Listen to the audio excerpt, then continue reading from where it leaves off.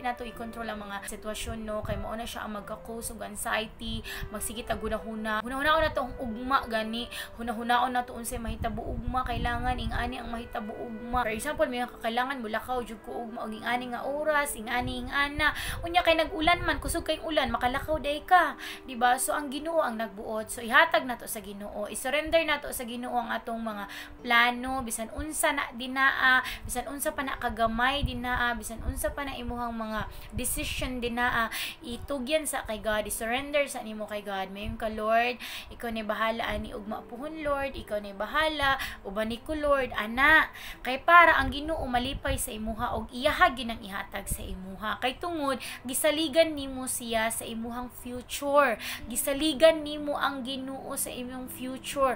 Maunay gusto ni God nga nisalig ka sa iyaha sa imuhang future, dili ka magbuot-buot, kay ang Ginoo dili gusto nga labuan pa nimo siya nga mura pod ka Ginoo nga ikaw ang magbuot, kay di man ta Ginoo, anak ta niya, sumusunod ta sa atong amahan kung unsa iyahang will sa atong kinabuhi.